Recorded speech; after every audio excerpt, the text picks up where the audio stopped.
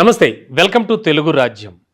ప్రపంచ చరిత్ర పేరుతో దగ్గుబాటి వెంకటేశ్వరరావు గారు రాసినటువంటి ఆ పుస్తక ఆవిష్కరణ సభలో చాలా చలోక్తులు నడిచాయి. అలాగే చంద్రబాబు నాయుడు గారితో కూడా కలిసి ఆయన మాట్లాడుతూ చాలా సరదాగా గడిపారు. మరి ఈ నేపథ్యంలో వారి కుటుంబ సభ్యులు కానీ అంతా కూడా కలిసి మాట్లాడుకున్న తరుణంలో దాదాపుగా 30 ఏళ్ల తర్వాత తోడల్లుళ్ళిద్దరూ మాట్లాడుకునే అంశంపై కూడా మొత్తం అంతా కూడా రకరకాల కథనాలు అవి వచ్చాయి. మరి ఈ నేపథ్యంలో ఒక్కసారి ఆ విషయానికి సంబంధించి మనం మాట్లాడదాం. అలాగే మనతో పాటు అంతటి ప్రాచుర్యం పొందిన విషయానికి సంబంధించి super senior journalist Nadimpalli Sitaramaraju గారు ఉన్నారు. సార్తో మాట్లాడదాం.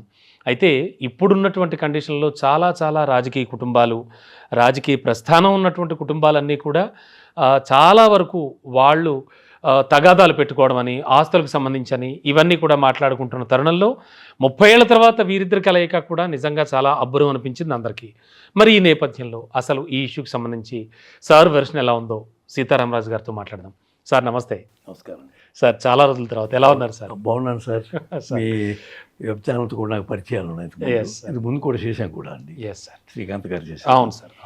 మంచి పాపులర్ అయింది అది కూడా ఎంట్రీ. అలాగే మీ ఎంట్రీ కూడా పాపులర్ కావాలి. తప్పకుండా sir. Thank you so much sir.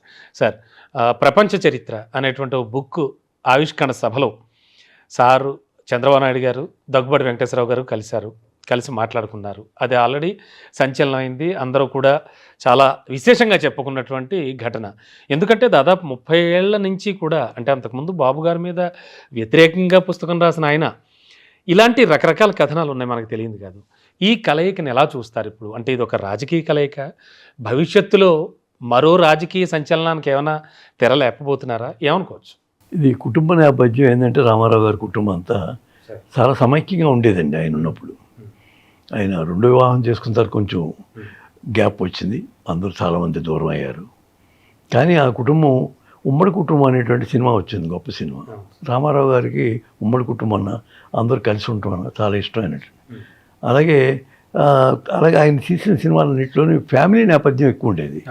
అంటే ఆయనకి అటువంటి దాని మీద ఏంటంటే ఒక అవగాహన ఉంది. కుటుంబాలు కలిసి ఉండాలి, కలవకపోతే చాలా ఇబ్బందులు వస్తాయి. దాంట్లోనే ఆయన ఎక్కువ సినిమాలు కూడా, పాత్రలు కూడా, అనేక సినిమాలు కూడా అటువంటి డైరెక్టర్ కానీ రైటర్స్ కానీ అటువంటి పాత్రలే సృష్టించారు ఆయనకి. అంచేత ఏంటంటే చాలా ప్రాధాన్యం ఇచ్చారు. చాలా ప్రాధాన్యం ఇచ్చారు. అయితే ఎందుకంటే ఇప్పుడున్న పరిస్థితుల్లో చాలా కుటుంబాలు నేను చాలా కాలం నుంచి చూశానండి. ఎంతో ఇప్పుడు స్వాతంత్రం వచ్చిన తర్వాత కానీ, స్వాతంత్రానికి ముందు కానీ విడిపోయిన కుటుంబాలు చాలా ఉన్నాయి. రాజకీయంగా విడిపోయిన కుటుంబాలు ఎక్కువ ఉన్నాయి. ఎందుకంటే వాళ్ళ సిద్ధాంతాలు వేరు, వీళ్ళ సిద్ధాంతాలు వేరు. అలా ఉన్నటువంటి గొప్ప సిద్ధాంతం ఉన్నటువంటి నాయకులు కూడా అలా విడిపోయారు. నేను ఒక బెస్ట్ ఎగ్జాంపుల్ చెప్తానండి. నేను చదువుకున్న రోజుల్లో చదివినటువంటిది. ఒక కేరళలో ఎక్కువ కమ్యూనిస్ట్ సిపిఐ రెండు కలిసి ఉన్నప్పుడు, కంబైన్డ్ కలిసి ఉన్నటువంటి పార్టీలో కలిసి ఉన్నటువంటి వాళ్ళు విడిపోయిన తర్వాత సిపిఎం కొంతమంది వెళ్ళారు, సిపిఐ కొంతమంది వెళ్ళారు. ఎలా ఉన్నారంటే వాళ్ళంతా ఎంత మంచి పెద్ద రైవర్స్గా మాట్లాడేవారు బయట, కానీ సాయంకాలం అయ్యేసరికి కలిసి భోంచేసేవారు, ఒకే ఇంట్లో ఉండేవారు. అలా ఉన్నటువంటి ఎంపీ చేసినటువంటి థామస్ గౌరీ ఆవిడ పేరు. ఆవిడ థామస్ అని ఒకరిని పెళ్లి చేసుకుంది. ఆవిడ సిపిఎం, ఈవిడ సిపిఐలో ఉండేవారు. అలాగే గోపాలన్, సుశీల గోపాలన్ ఒకే పార్టీలో ఉన్నారు. కానీ వాళ్ళు ఏంటంటే అక్కడ ఉన్న నేపథ్యాలు బట్టి చాలా కుటుంబాలు డిఫరెంట్ పార్టీస్లో ఉండేవారు. మన రాష్ట్రంలో ఉండేవారు, ఇతర రాష్ట్రాల్లో ఉండేవారు. ఇందిరాగాంధీ ఫ్యామిలీలోనే మనం చూసామటువంటి కుటుంబ నేపథ్యం డివిజన్ వచ్చింది. సంజయ్ గాంధీ చనిపోయిన తర్వాత ఆవిడ దగ్గరగా మనకే గాంధీ దూరం అయిపోయింది. ఆవిడకి దూరం అయిపోవటం కానీ పార్టీకి వేరే పార్టీ కూడా పెట్టుకుంది ఆవిడ. తర్వాత ఏమో ములాయం సింగ్ యాదవ్ పార్టీలో చేరింది ఆవిడ. వాడు అంటే ఎందుకంటే మనకు భారతదేశ చరిత్రలో చాలా వరకు కాబట్టి నేపథ్యం ఉన్నటువంటి కుటుంబాలు కొన్ని వందలు ఉన్నాయండి. మీకు పశ్చిమ బెంగాల్లో ఎక్కువ కనపడతాయి, సిపిఎంలో. అక్కడ కూడా అలాగే జరిగింది. నేను కేరళలో చెప్పినట్టుగానే అట్లా ఉండేది. అంచేత ఏంటంటే రామారావు గారి కుటుంబంలో ఈ గ్యాప్ ఏంటంటే రావడానికి చాలా కారణాలు ఉన్నాయి. ఎందుకంటే నాకు తెలుసు, వెంకటేశ్వరరావు గారిని ఇటీవల కలిశానండి, జస్ట్ 15 days బ్యాక్. పుస్తకావిష్కరణ కూడా నన్ను రమ్మన్నారు. ఆ పుస్తకాన్ని కాపీ కూడా నాకు చూపించారు. చాలా బాగుంది. మంచి డార్విన్ సిద్ధాంతం దగ్గర నుంచి ఇప్పటి వరకు, అప్పటి నుంచి ఇప్పటి వరకు మనిషి యొక్క ప్రయాణం ఎలా జరిగిందని, అటవికుల దగ్గర నుంచి ఈవేళ వరకు అంటే కోతి నుంచి వచ్చినటువంటి అలా వాళ్ళు రాశారు. మన మన మన ఇండియన్ సిద్ధాంతం ఒప్పుకోదండి. మనిషిగానే పుట్టాడు అనేటువంటిది, మనిషిగానే ఉన్నాడు. తోకలు పోయి మూతులు పోయి రాటువంటి డెవలప్మెంట్ ఎక్కడ మనకు లేదు, ఆధారం లేదు. మనకు ఉన్నటువంటి శిల్పకళ కానీ గుళ్ళలో కానీ మనిషి ఎలా పుట్టాడు, వాడు పెరుగుదల ఎలా ఉందన్నట్టు. నేను రామాయణం, వాల్మీకి రామాయణం, కృతయుగం, త్రేతాయుగం, కలియుగం, ద్వాపరయుగం, ఇలా తర్వాత కలియుగం. మనిషి యొక్క ఆ పుస్తకాలు చదివితే ఎంత ఉన్నత స్థితి నుంచి అలా వచ్చారు. ఎక్కడ కోతి రూపం ఉన్నటువంటిది లేదు. ఈ డార్విన్ ఎక్కడ మరి కనిపెట్టాడు, మరి డాక్టర్ గారికి ఎక్కడిది లింక్ దొరికిందో తెలియదు. కానీ ఆయన పుస్తకంలో ఒక సైంటిఫిక్గా అప్రోచ్ ఉంది. డాక్టర్ గారు కాబట్టి సైంటిఫిక్ అప్రోచ్ ఉంది. ఆయన మంచి పుస్తకాలు చదువుతారు. ఎప్పుడు మెలికి వస్తే అప్పుడు నాతో మొన్న అన్నారు, ఎప్పుడు మెలికి వస్తే అప్పుడు రాసేస్తున్నాను. నాకు పడుకోవటం అనేది లేదు. తెల్లవారు ఎట్లా లేకపోతే 2 గంటలు వస్తే రాసేసి మళ్ళీ వ్యాపకం చూసేవాడు తప్ప బ్రేక్ లేదు.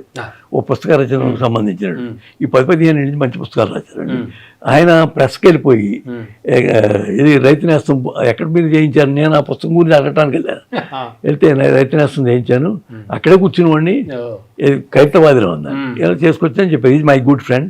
మా ఫాదర్ పోయినప్పుడు కూడా మా ఊరు వచ్చారు, ఆ కండోలెన్స్ మీటింగ్లో మాట్లాడారు. అలాగే చంద్రబాబు నాయుడు గారితో కూడా ఆయన పార్టీలో రాకముందు నుంచి నాకు పరిచయం ఉంది. ఆయన వివాహానికి వెళ్ళాను, రామారావు గారు జరిగినట్టు వివాహానికి. ఆయన రామారావు గారు డివిఎస్ రాజు గారు బాగా క్లోజ్. నన్ను డివిఎస్ రాజు గారు పిలిచారు, రండి అక్కడ మ్యారేజ్ డివిఎస్ ప్రొడక్షన్. రామారావు గారికి కుటుంబానికి అత్యంత సన్నిహితులైన వ్యక్తులు రామానాయుడు గారు, డివిఎస్ రాజు గారు, విజయ నాగిరెడ్డి గారు, ఇలా కొన్ని కుటుంబాలు ఉండేవండి. ఆయన అత్యంత సన్నిహితమైనటువంటి కుటుంబాలు. ఆ విధంగా రామారావు గారు ఏదైతే ఉమ్మడి కుటుంబం ఉండాలని ఆశించారు. పార్టీల పరంగా దూరం వచ్చి కానీ మనుషులంతా ఒకటేనండి. అంచేత ఏంటంటే మనుషులంతా ఒకటే సినిమా కూడా వచ్చింది. మా దాసనారాయణ చాలా మంచి సినిమా అండి, మంచి సాంగ్స్ ఉన్నాయి. అంచేత ఏంటంటే ఇది ఈ కలయిక మనం చాలా కాలం ఉండాలి, వాళ్ళు ఉన్నంతకాలం ఉండాలని మనం ఆశిద్దాం. వాళ్ళకి ఎప్పుడు డిఫరెన్సెస్ లేవండి, చిన్న చిన్న డిఫరెన్సెస్ వచ్చినాయి, దాని నుంచి గ్యాప్ వచ్చింది. రామారావు గారు పక్కనే విడిపోయినప్పుడు, రామారావు గారు వెళ్ళినప్పుడు దగ్గుబాటి ఆయనతోటే ఉన్నా. తర్వాత కలవటానికి వచ్చినప్పుడు హరికృష్ణ, బాలకృష్ణ గారు అంతా కలిసి వద్దు నాన్నగారు ఇప్పుడు కొన్ని ఇబ్బందుల్లో ఉన్నారు, ఆయన మనంతా ఒకటిగా ఉంటే మళ్ళీ వస్తారు, మళ్ళీ మా నాన్నగారు తిరిగి వస్తారు అని చెప్తే మళ్ళీ దగ్గుబాటి వెంకటేశ్వర గారి ఇంటికి చంద్రబాబు నాయుడు గారు తీసుకొచ్చారు. నేను కూడా అక్కడ నాకు వెంకటేశ్వర చెప్పారు మన ఇంటికి వస్తున్నారు అడగటానికి అని కలిశారు. ఆ విధంగా కలిశారు. అప్పట్లో ఎందుకు రైవలరీ వచ్చిందని మొత్తం వార్తలు వచ్చేసారు వీళ్ళిద్దరి మధ్యలోనూ. అంటే ఈయన ఒక బుక్ కూడా రాయడం, అంటే మీకు అక్కడ ఒక చిన్న కారణం ఏంటంటే ముందు ఆయన పార్టీ నాయకుడిగా ఎలక్ట్ చేస్తానని అనలేదండి. కొంచెం దగ్గుబాటి వెంకటేశ్వరరావు గారికి ఆశ పెట్టినట్టు తెలిసింది కొంతమంది సభ్యులు అందరూ, ఈయన గ్రూప్కి సంబంధించిన. మీరే నాయకుడిగా ఉంది కానీ ఆయన చంద్రబాబు నాయుడు గారు పార్టీ చైర్మన్గా ఉంటారు, ఒకవేళ రామారావు చైర్మన్గా ఉంటానంటే ఆయన్నే పెడదాం. అప్పట్లో పొలిటికల్ గా చాలా యాక్టివ్గా ఉండేవారు. వసంత టాకీస్కి వెళ్ళక ముందు జరిగిన పరిణామాలు. వసంత టాకీస్కి వెళ్ళిన తర్వాత పార్టీ విడిపోయింది, రామారావుని దింపేశారు. రామారావుని దింపేసినప్పుడు వీళ్ళంతా కొంచెం బాధపడ్డారు, దగ్గుబాటి వెంకటేశ్వరరావు గారు. అది రామారావు గారిని చైర్మన్ చేద్దాం అనుకున్నాం కదా, ఆయన యాక్సెప్ట్ చేయలేదు కాబట్టి మేము పార్టీ పెట్టాల్సి వచ్చింది. ఎందుకంటే గవర్నమెంట్ లీడ్ చేయాలి కాబట్టి, గవర్నమెంట్ రికగ్నైజ్ చేయాలి కాబట్టి. ఇది ఢిల్లీ లెవెల్లో పెద్ద జరిగిందండి, దానికి అనేక కారణాలు ఉన్నాయి. పెద్ద పివి నరసింహరావు గారు కూడా ఆయన్ని గెలిపించిన ఎన్టీ రామారావు గారిని యాక్సెప్ట్ చేశారు. ఆయన క్యాబినెట్ మీటింగ్ తీసుకున్న రెజల్యూషన్ ఇవన్నీ that is a politics, that is different matter. అంచేత ఏంటంటే వీరు కలవాలనేటువంటి ఉద్దేశంతో వెంకయ్యనాయుడు గారు లాంటి పెద్దలంతా వస్తున్నారు కదా, వాళ్ళందరినీ పిలిచారు. నన్ను కూడా రమ్మన్నారండి. ఆయన చెప్పారు నేను వెళ్ళాల్సిందే, కానీ అదే రోజు నీ పొద్దుట ఒక పెళ్లి, సాయంకాలం ఒక పెళ్లి. మా గుళ్ళో పూజారి గారు అబ్బాయి పెళ్ళి అయింది 6th మార్నింగే, చాలా సన్నిహితం మాకు. శ్రీనివాసాచార్య గారిని వాళ్ళ అబ్బాయి పెళ్ళి అయింది. సాయంకాలం మా ఊరు అబ్బాయి పెళ్ళి అయింది. వాళ్ళు నంబూరి నరసింహరాజు, చిన్నప్పుడు నాకు అత్యంత ఆత్మీయుడు స్నేహితుడు నరసింహరాజు, వాళ్ళ మనవడు పెళ్ళి అయింది. ఈ 2 పెళ్లి గురించి వెళ్ళలేదండి, లేకపోతే నేను డాక్టర్ గారు అంటే నాకు చాలా ఇష్టం. మేడం గారు కూడా బాగా పరిచయం, నాకు ముందు నుంచి కూడా పరిచయం ఉన్నటువంటి వ్యక్తులు, మనకు గౌరవించేటువంటి వ్యక్తులు అండి. మా ఊరు వచ్చారు ఆవిడ, మేడం వచ్చారు. ఇప్పుడు వాళ్ళంటే ఇంటర్నేషనల్ ఉమెన్స్ డే కాబట్టి చెప్తున్నానండి. నేను ఒక రాసిన అద్భుతమైనటువంటి పుస్తకం ఇంతవరకు మన రాష్ట్రంలో రాలేదండి, అమ్మ అని ఒక పుస్తకం. అది కాపీ నా దగ్గర కూడా ఉంది. నేను చాలా అవునండి, 45 మంది ప్రముఖులు they wrote about their mother. ఆ బుక్ మీరు అక్షరాలతో రాయలేదు సార్, మనస్సుతో రాశారు. అవును. నేను అంటే నా స్థాయిలో నేను చెప్తున్నాను, అవునండి. ఎందుకంటే ఆ బుక్ చదివిన ఆ ఎక్స్పీరియన్స్ ఉన్నవాడిగా అడుగుతున్నాను, నేను చెప్తున్నాను. అవునండి. అంటే స్త్రీ పట్ల ఉన్నటువంటి గౌరవం, అవునండి. ఆ భావనతోటే మా అమ్మగారి మీద అమ్మ అంటే చాలా. అమ్మ అనే మదర్ అనేటువంటి పుస్తకం నేను చిన్నప్పుడు చదివానండి. ఆ. మ్యాక్సిమ్ గోర్కి రాసినటువంటి అవును, అవును, ఆ చాలా ప్రభావితం చేసింది. ప్రపంచవ్యాప్తంగా హైయెస్ట్ సర్క్యులేషన్ ఉన్నటువంటి అవును, అయినటువంటి పుస్తకం ఆ రోజుల్లో అవునండి. నేను చదువుకున్న రోజుల్లో అవును. మ్యాక్సిమ్ గోర్ రాసినటువంటి. అంచేత అమ్మని పేరు పెట్టామండి దాన్ని. అంచేత చాలా చక్కటి పుస్తకం సార్, నో డౌట్ అట్. అది సార్ అండ్ అంటే మరొక ముఖ్యమైన విషయం ఏంటంటే, అంటే మన చర్చలో భాగంగానే అప్పట్లో పాలిటిక్స్ కానీ, అంటే ఎన్టీఆర్ గారు, ఆ తర్వాత చంద్రబాబు నాయుడు గారు, దగ్గుబాటి వెంకటేశ్వరరావు గారు, ఆ పాలిటిక్స్కి ఇప్పుడు మీరు చూస్తున్న పాలిటిక్స్కి, ఇప్పుడు నడుస్తున్నటువంటి ఈ కూటమి ప్రభుత్వం కానీ, దీనికి సంబంధించి ఏం చెప్తారు సార్? అంటే ఎలా ఎలా రిలేషన్ ఏమైనా ఉందంటారా? ఇప్పుడు మన తెలుగు రాష్ట్రాల్లో పాలిటిక్స్ కానీ భారత పాలిటిక్స్ కానీ మాట్లాడుకోవాలంటే ఇటీవల కాలంలో బిఫోర్ ఎన్టీఆర్ ఆఫ్టర్ ఎన్టీఆర్ ఓ ఎస్ సార్, అంతేనండి. ఎందుకంటే ఎంతో చేంజ్, అవునండి, మొత్తం ఇద్దరే విప్లవాత్మకమైన చేంజ్, ఇద్దరే మార్చారు భారతదేశ రాజకీయ చరిత్రని. ఒకటి అన్నాదరే, రెండు రామారావు గారు. అటు తమిళనాడులో ఇటు తమిళనాడు. ఎందుకంటే అన్నాదరే దాన్ని బ్రేక్ చేశారు. కాంగ్రెస్ ఏదైతే ఉందో యజమాని బ్రేక్ చేశారు ఆయన. అన్నాదరే తర్వాత మన ఎన్టీ రామారావు గారు. ఎందుకంటే అక్కడ ఈయన చాలా కాలం ఆయన లైఫ్ అంతా అక్కడే తమిళనాడులో పెరిగారు కాబట్టి దాని యొక్క ఇన్ఫ్లుయెన్స్ కూడా ఆయన మీద ఉంది. ఆయన చైతన్య రథం కూడా ఎంజీఆర్ గారు వాడిన చైతన్య రథం ఇచ్చారు ఆయనకి, స్వయంగా ఆయన నాకు చెప్పారు.